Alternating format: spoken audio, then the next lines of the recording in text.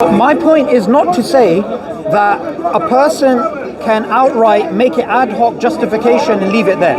One person can say bad design, one person can say good design, but we both agree there is design. That's the point that we agree about. The point where we disagree is, what is the design specification?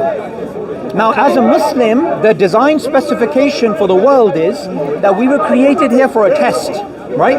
So God gives us health, but God also gives us the ability as human beings to decay, to have problems. For example, if you look at an average human being, we go through cycles. Everybody gets sick, everybody gets healthy. Very quickly, I think you like presume something in an answer, which I didn't say, which is to say that there might be, so again, you're talking about intelligent design, right? And you can have elements of design which are not intelligent, which is what I'm saying, which is one of the things about natural selection, which is to say you have a design, which is to say an architecture, which has come about and has a number of features, and you could say that's a design. You could say good, bad, architecture, and I was using design loosely in that sense. Yep. Well, I haven't. I'll just make it clear. I haven't presumed that there was a design, as in some guy at some point wrote it up in his blueprints and then made it. So that's what Suboor was saying. What you might consider as non-intelligent might be there by design. You could imagine. So for example, when you cut your finger or something, it registers a pain. Sure. Okay, so maybe you might say, oh, why did God not design a body which doesn't register pain? Sure. But maybe that was by design so that you can stop the bleeding. Maybe it's an area where you can't see and you got a cut. But when you have pain, immediately. Sure. I totally get what you're saying. What I'm saying is that I didn't want you to march on too fast and assume that I had agreed to something which I hadn't. I was just clarifying. No, that's fine. No, when you say the word design, they're gonna think when there's a design, there must be a designer. If you want to use a more neutral word, you could say an arrangement or something like that. I used the word architecture. So when we start to argue and debate about design, are we optimally designed? I've heard all these arguments before.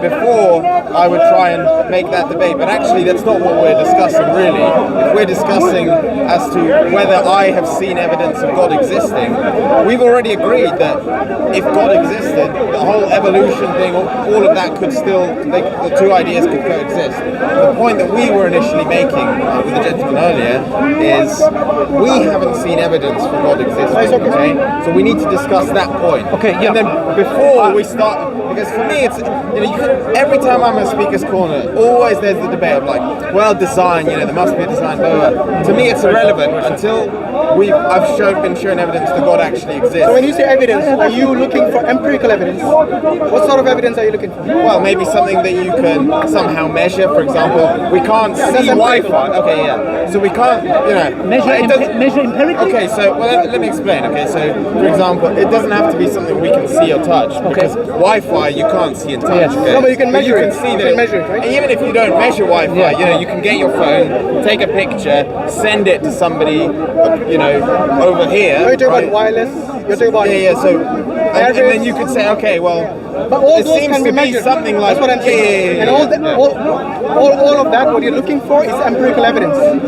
No, I'm not necessarily. What other form of evidence would you accept? No, I'm just explaining that it doesn't even have to go that far.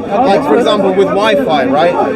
I don't know how to empirically take something and measure Wi-Fi, right? I just see a device which tells me that. So you're saying that that device is your. That device which you're able to see the Wi-Fi connection is. But you can't measure. So it's the effects. So for example, dark matter, we can't see it, but we see the effects of it. Right. So that's how some scientists say, okay, dark matter is something that cannot be observed, it cannot be seen, it cannot be touched, but we see the effects of it. So I think I think you're in a good place because the thing is, what you're saying is a lot of atheists will come and say, no, I want to see God, and we see that a bit arrogant. What you're saying, if you can show me, for example, some kind of evidence to that, I think it's in a good place. So what you said earlier, I actually agree with, but there's one part I disagree with, which is that what we would say is when you talk about evidence, we would use design as evidence for God, and we would use biological design as because evidence. I think what you were saying is by using the word design, it's like design means that it's gone through a process of creation and whatever, okay?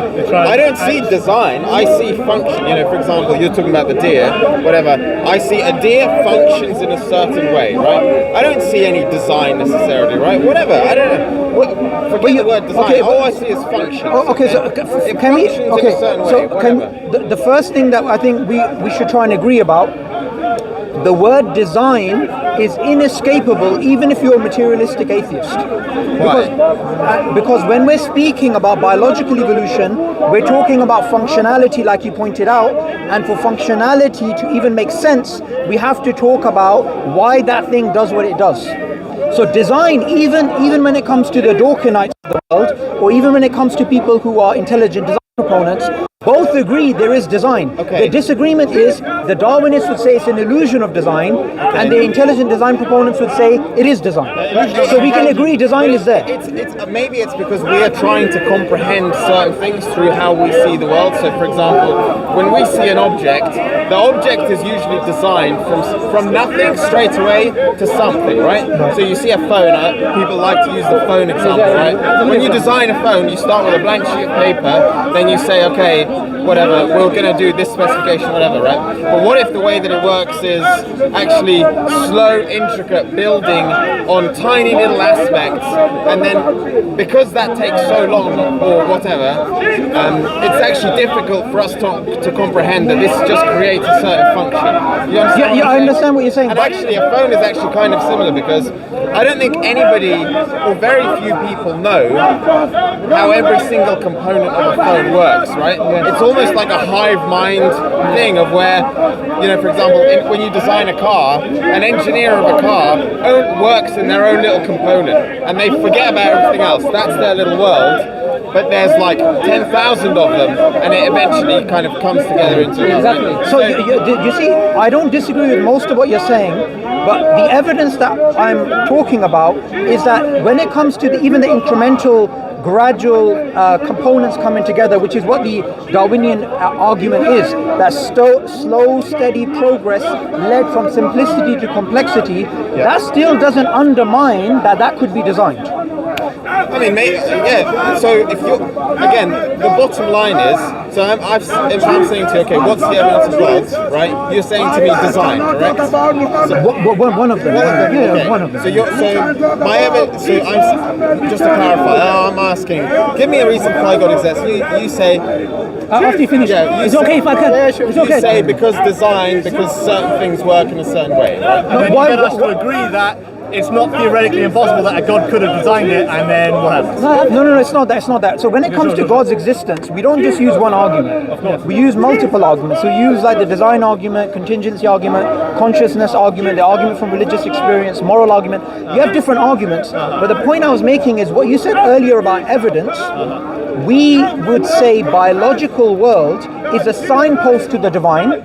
Whether someone accepts particular evolutionary models or they do not, design is inescapable. Now the question really is what I said earlier, is it the case that the Darwinists are correct that there's an illusion of design, or is it the case that intelligent design proponents are correct that design means design? And that's the real discussion and debate. Can I give you an example? It's okay. Yeah. So I think the whole argument of design is innate. Hey, how you doing? How's it going? Good. So the whole argument of design is innate. So you gave the example of the phone, yeah? I think we can kill two birds with one stone, because we talked about, for example, bad design and good design, yeah? If we opened up the iPhone and we saw, argument's sake, we saw something that looks very strange to us. Now, logically, we'll think to ourselves, what's the function of that there? It's just sitting there doing nothing. It's not connected to anything. From our point of view, we might even doubt the one who made the phone and be like, hold on a second, that doesn't make sense to me, yeah? But the reason we're questioning bad design or good design, still we accept there's design, is because we do not understand the person who's made the phone has put that there for a reason, but because we can't comprehend it, we're going to equate bad design. Would that be fair? Right, okay. Okay, now, just that's the argument of bad Such a design. scenario could happen. Yeah, that can happen, yeah? But it doesn't mean it's bad design. It's because our comprehension is not to the level where the phone designer has done it, yeah? Okay, so coming back to your example, I believe the argument for design of God's existence is very clear. If you saw this phone, if you're walking down the road, yeah? Okay.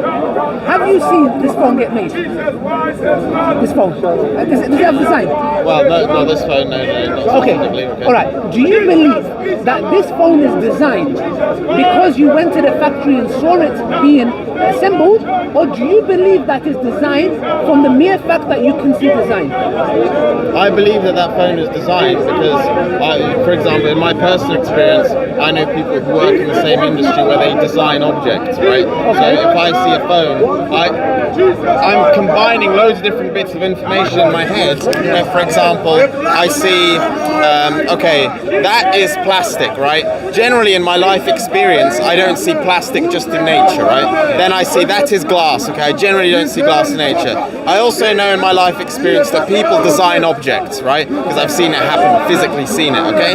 So these bits of information come together in my brain, and I'm saying, okay, probably a designed human-made object because of certain factors I've seen about it. Okay, I'm going to ask you a question. Think about it. All the things that you mentioned about the glass and the plastic not coming together, and this information that you know some friends that work in a factory.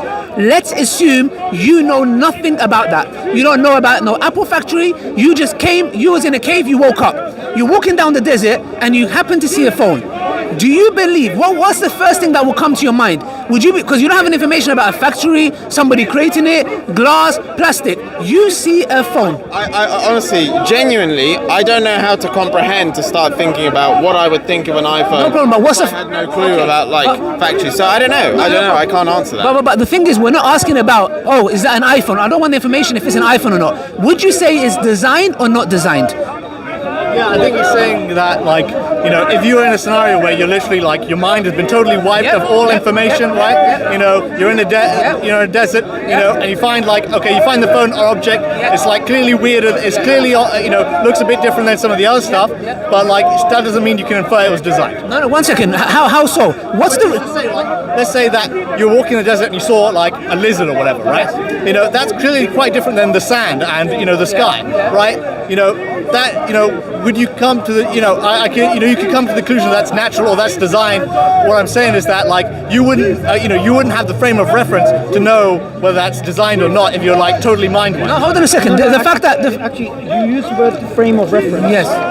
If we were to have a frame of reference for everything going back forever, we'd never have any knowledge in the first place. Ad infinitum. Okay, but he said without, you mentioned without a frame of reference. No. But you said for you to judge something as design, you need a frame of reference. You said that, right? No, you don't. Your idea, I think, is that if you suddenly lose all this kind of evidence that we get from sort of science and experience, then that's all wiped and we wake up. We don't actually know the kind of the laws of the universe, and so if we exited that cave and we see a lizard and we see a phone, for all we know, we could be in a kind of universe where both of those things just like spontaneously pop out. So that sort of thing. That's just so you only wait a second. You only find out how the universe works. Do you actually agree with that? No, because that's very interesting right there. That's more or less what I was saying, which is to say, you know, yeah, if you totally have no frame of reference, if you you don't have all the other information which you're getting, you know, you could live in a universe where the phone is natural and the lizard is artificial.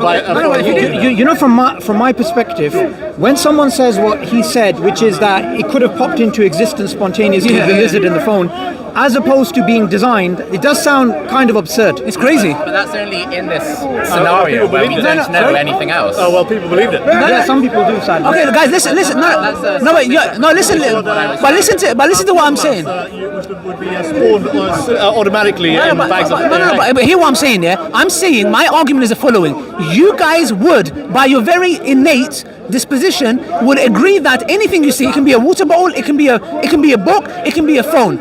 You do not need prior information to claim its design. You don't, because for example, did you go to the Apple factory to see this phone get made? I didn't. Okay, is this phone designed? It's like what you I've said. explained why. For me, I do need prior information. No, you don't. You know why? No, let me tell you why. Tell me why I'm wrong. You do not need, look, for example, I'm making a claim, tell me why I'm wrong.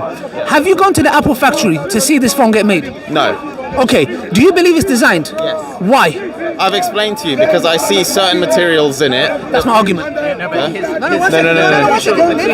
part of, okay, but you said basically. Let him finish. Let him finish. Let him finish. I'm so sorry. I'm so sorry. No, let him finish. Well, Why do you? No, say that. my brain sees an object, right, and then it uses its past experience, for example, seeing plastic not being in nature, whatever, all these little things, bits of information my brain analyzes, okay, that from that makes me feel that it's been designed. Okay. Yeah. So again, what you're doing is you haven't gone to the factory, you haven't seen it made, but you've seen that plastic cannot be made in the nature, yeah, glass cannot be made in nature, the components that it has cannot be made in the nature, so you came to the conclusion, the rational conclusion, it has to be designed By a human, yeah. by a human. So then when we use the same principle and look at a lizard or look at a giraffe or look at an elephant, then how could someone who has, we have to be consistent here. If you, okay, so I'm not saying you're not, by the way, I'm just saying, of course. so we'll have to be consistent and say, hold on a second, if I use my mind, my rationality, my logic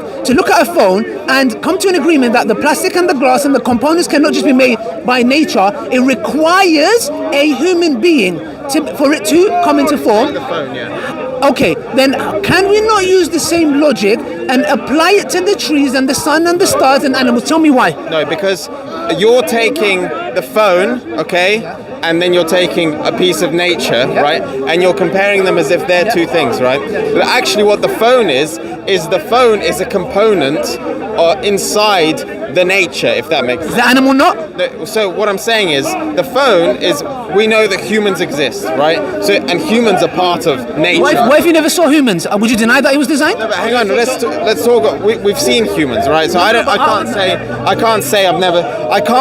can't answer to the thing of like, what if I've never seen an iPhone and my brain has been wiped? I don't know. I don't know.